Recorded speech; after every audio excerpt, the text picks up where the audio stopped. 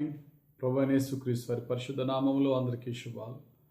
ఈరోజు మనందరి ఆత్మీయ ఆహారంగా మత్తయి సువార్త 23వ అధ్యాయము 38వ వచనాన్ని ధ్యానించుకుందాం.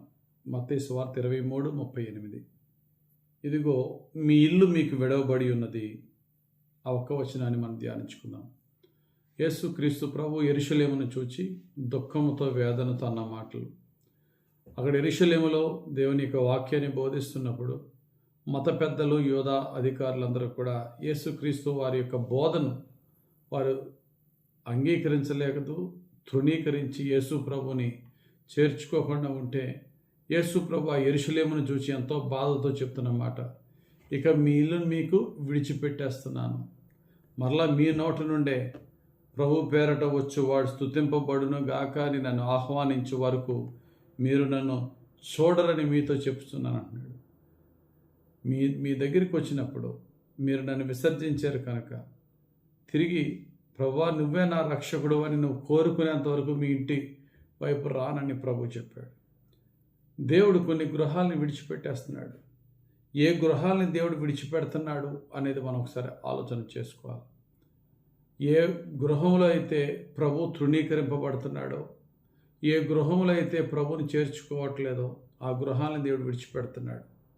ఓ 3-4 తరాల నుంచి క్రైస్తవ గృహాలు అయినప్పటికీ కూడా మా డాడీ క్రిస్టియన్, మా మమ్మీ క్రిస్టియన్, నా భార్య భర్త క్రిస్టియన్ కాదు, నీవు నేను దేవుని వాక్యం అనుసారంగా జీవిస్తున్నాము. దైవ సేవకుడైన ఎలీ పిల్లలు దైవ సేవకుని పిల్లలు అయ్యుండి దేవుని సేవ చేస్తూ దేవుని ఎరుగని వారిగా ఉన్నారట. దేవుడు అంటున్నాడు, నన్ను గణపరచు వారిని నేను గణపరచదను, నన్ను తృణీకరించు వారిని నేను తృణీకరిస్తాను. 1 సమూయేలు 2:30. మీరు నన్ను కేర్ చేయకపోతే నేను మిమ్మల్ని కేర్ చేయను. కాబట్టి దేవుడు ఎవరిని ఏ గృహాన్ని విడిచిపెడతాడంటే ఒక 5 కారణాలు. ఏ గృహములో అయితే ప్రభువు తృణీకరింపబడుతున్నాడో, పేరుకి క్రైస్తవులు అని చెప్పి క్రీస్తుని స్వాగతించకుండా దేవుని యొక్క వాక్యానుసారమైన జీవితం లేని గృహాన్ని దేవుడు విడిచిపెడుతున్నాడు. రెండవది, ఏ గృహంలో అయితే దేవునితో ఉన్న సత్సంబంధము కంటే మతపరమైనటువంటి పద్ధతులు ఎక్కువైనాయో ఆ గృహాన్ని దేవుడు విడిచిపెడతాడు.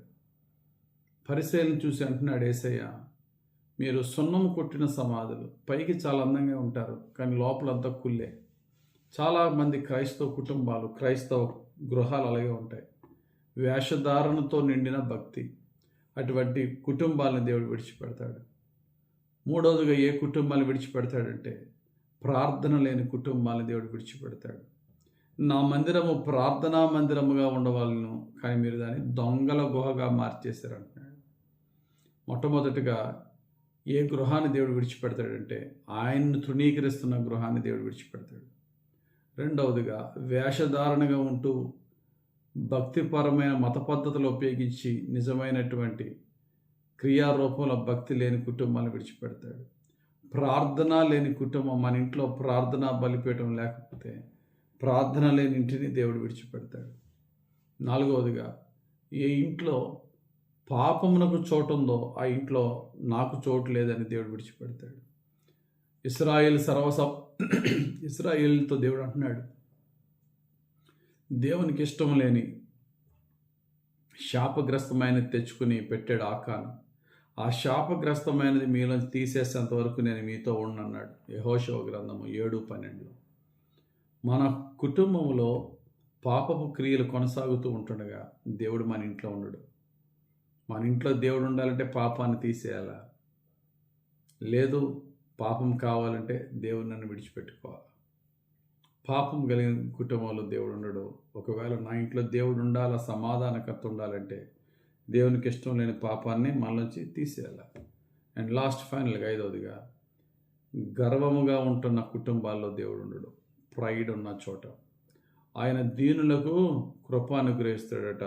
ఆయన గర్విష్ఠులను ఏం చేస్తాడట? అహంకారులను ఆయన ఎదిరిస్తాడట. అహంకారులను ఎదిరించి దీనులకు కృప ఇచ్చునని యాకోబు గ్రంథం 4:6 ఉంటుంది. ఈ 5 విషయాలు జ్ఞాపకం చేసుకుందాం. మన ఇంట్లో యేసయ్య ఉండాలి అంటే యేసయ్యని గణపరిచి ఇంట్లో ఆయన ఉంటాడు. తృణీకరించిన ఇంట్లో ఆయన ఏమాత్రం కూడా ఉండడు.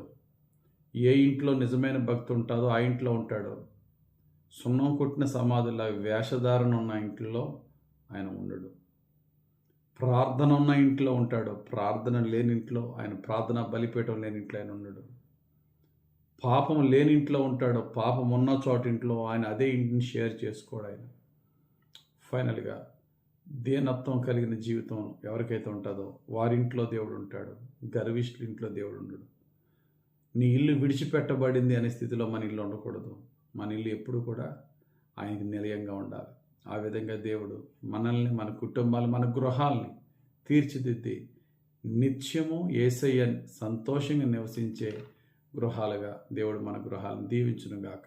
ఆమేన్. పరిశుద్ధుడు, ప్రేమ కలిగిన తండ్రి, ఇచ్చిన ఈ వాక్యం బట్టి వందనాలు.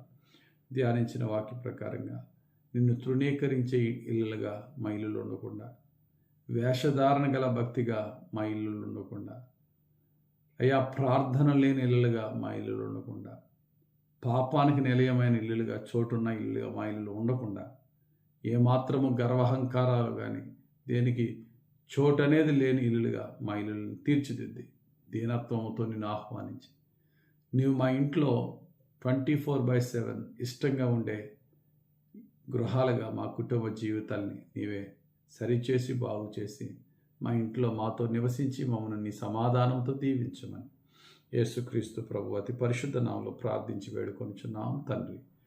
ఆమేన్. తండ్రి యొక్కయు, కుమారుని యొక్కయు, పరిశుద్ధ ఆత్మదేవుని అభిషేకం మనపై దిగి వచ్చి మనల్ని సరిచేసి బాగు చేసి యేసుక్రీస్తు ప్రభు మనతో, మన కుటుంబాలతో, మన ఇంట్లో ఉండులాగున పరిశుద్ధ ఆత్మను మనల్ని రూపాంతరపరచును గాక. Amen. God bless you. Have very blessed day.